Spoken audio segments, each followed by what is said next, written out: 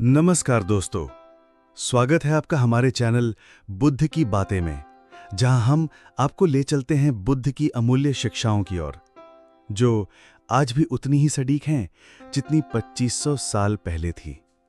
आज हम पढ़ेंगे धम्मपद का अध्याय 10 दंडवग्ग, जहां बुद्ध हमें सिखाते हैं कि दूसरों को दंड देने से पहले स्वयं को सुधारो। यही न्याय है। सभ्यो हि भयन्ति दण्डस्सा सभ्ये भूता भयं पसस्सा अत्तानम उपमम कत्वा न हन्य न घातये। हिंदी अर्थ: सभी प्राणी दंड से डरते हैं, सभी प्राणी भय को समझते हैं, इसलिए स्वयं को उनकी जगह रखकर न मारो और न मारने दो। सभ्यो हि भयन्ति दण्डस्सा सभ्ये संजीवम पिकामिनो अत्तानम उपमम कत्वा न हन्य न घातये। हिंदी अर्थ: जैसे हमें जीवन प्रिय है, वैसे ही दूसरों को भी। जो इस समानता को समझता है, वो हिंसा नहीं करता। तो दोस्तों, चलिए इसे एक आसान सी कहानी के जरिए समझते हैं। एक गांव की सड़क पर एक भूखा कुत्ते का पिल्ला कांप रहा था। लोग उसे ठोकर मारकर आगे निकल जाते थे। एक बूढ़ी और अंधी मां, जिसे खुद अपने लिए खाना नहीं मिलता था, वो पिल्ले की आवाज सुनकर पास गई, अपनी टोकरी में रखा आधा सूखा रोटी का टुकड़ा उसे खिला दिया। लोगों ने कहा, तू पागल है, तुझे खुद कुछ नहीं मिलता? बूढ़ी मां बोली, मैं नहीं जानती ये इंसान है या जानवर, लेकिन इसकी भूख और डर मेरे जैसे ही हैं। तो दोस्तों, जिस दिन तुम किसी दूसरे की पीड़ा को अपनी मान लोगे, उस दिन न तुम किसी को मारोगे न सताओगे। अगर हम दूसरे के दुख और भय को अपने जैसा समझ लें, हिंसा की कोई जगह नहीं बचेगी। यो दंडेन अदंतेषु अपदंतेषु ताजय दंडेन सुसमदंतेषु तेनम तेवम नीति दंडकम। हिंदी अर्थ: जो निर्दोषों को सजा देता है या सज्जनों को सताता है, उसके ऊपर ही वो दंड लौटता है।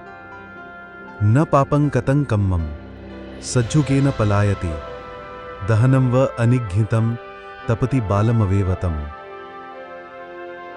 हिंदी अर्थ: जैसे अग्नि में पड़ा सूखा लकड़ा धीरे धीरे जलता है, वैसे ही किया गया पाप भी समय आने पर दुख देता है।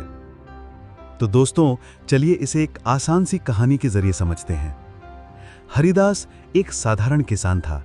उसकी जमीन पर अमीर जमींदार रघुवीर की नजर थी। रघुवीर ने झूठे दस्तावेज बनवाकर दावा किया कि जमीन उसकी है। हरिदास अदालत गया, पर कोर्ट में जज पहले से रघुवीर से मिला हुआ था। झूठे गवाह, नकली कागजात और पैसे का खेल चला। जज ने बिना सही जांच के हरिदास को दोषी ठहराया, उसे जमीन खाली करने का आदेश दे दिया। हरिदास सड़क पर आ गया, रोते हुए सिर्फ यही बोला, मैं निर्दोष था, लेकिन मेरा दर्द किसी को दिखा नहीं।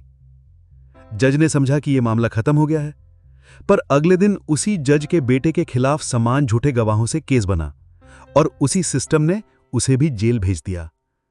अब जज खुद समझा कि दंड देने का अधिकार यदि अन्याय के लिए इस्तेमाल हो, तो वही न्याय किसी दिन लौटकर हमें भी दंड देगा।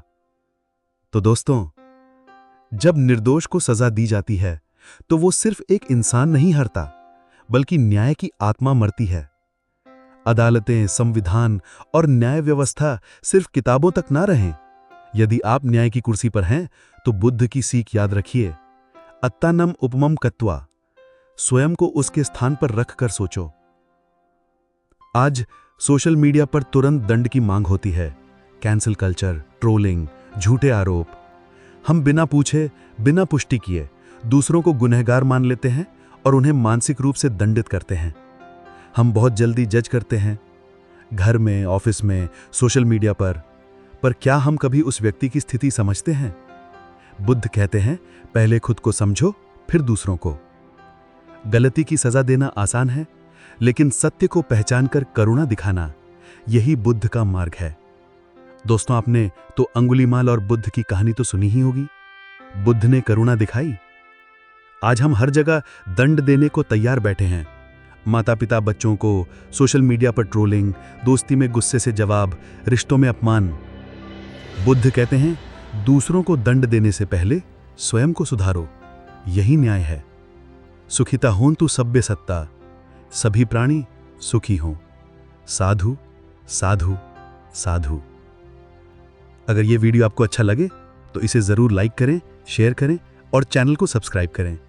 धन्यवाद।